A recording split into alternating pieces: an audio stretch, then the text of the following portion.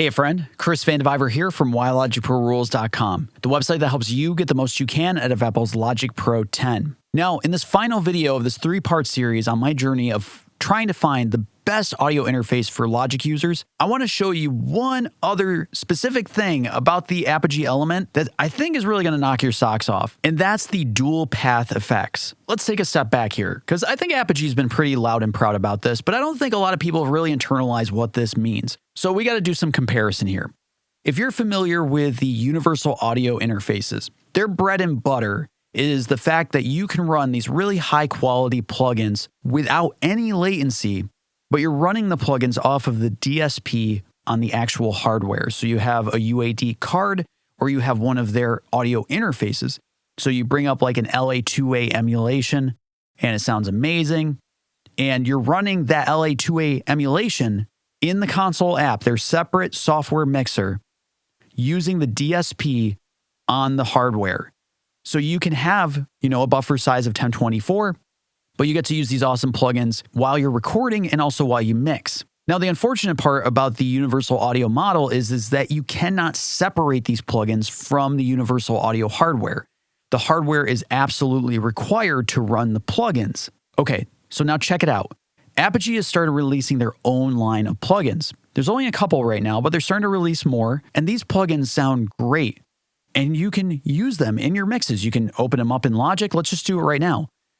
Go down here to Audio Units, Apogee, and I'm just running the Apogee on a demo trial basis right now because I made a promise to myself to not buy any plugins this year. Okay, so you can see there are 5 plugins to choose from, some Pultec emulations, an LA3A emulation, and also a compressor and EQ that kind of looks like the Fab Filter stuff. Okay, so let's bring up this LA3A.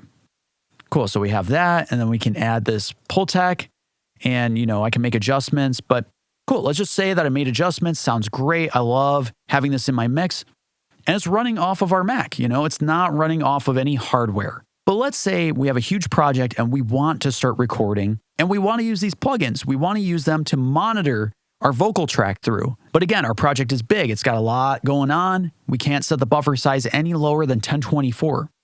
Okay, no problem.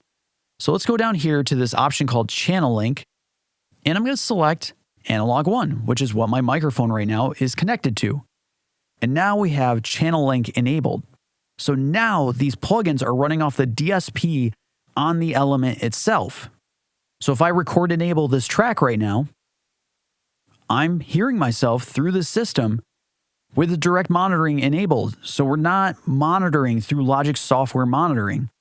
And we have these plugins in the mix here. So let's just dial up the peak reduction. You can see that I'm talking through it. Pretty cool. This EQ, dial it up.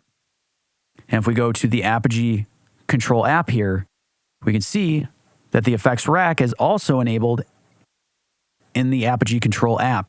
It's enabled on the hardware. It's running off the DSP. It's giving us the full value of latency-free recording with processing. We don't have to leave Logic to do this. So we can have our cake and eat it too. We can have these great plugins at our disposal that run off the hardware when we need it to, which is usually when we're recording, but then can run off of our Mac when we don't need it to. When we're mixing and mastering, we can use these plugins and we're not tied to the hardware. It's pretty freaking awesome. I'm blown away. Again, I've made a promise to myself to not buy any plugins this year, so I'm going to try to wait to 2021, but I'm really excited about the new channel strip that they seem to be releasing alongside the Symphony desktop. I'm very excited about that because I think between that and a reverb, pretty much have all your bases covered when you're trying to record. So I hope this series has been helpful for you. I hope this has given you some ideas if you're looking for an audio interface. If you're not, perfect. Love your interface. Don't hate on it. Be happy with what you have. But if you're a Logic user who's looking to upgrade your audio interface, you're looking for maybe better preamps or output, you just want an interface that ties into Logic a bit better, a little tighter, I highly, highly, highly recommend checking out the Apogee line of audio interfaces. So give it a try. Most companies like Sweetwater offer a very gracious return window, but I don't think you're going to be let down on this one. I hope this series has been helpful for you. If it has, as always, I highly recommend subscribing to the YouTube channel, Why Logic Pro Rules, or subscribing on the website itself. WhyLogicProRules.com. Every week, I post new videos, new emails, new posts to help you get the most you can out of Apple's Logic Pro 10. Thanks so much.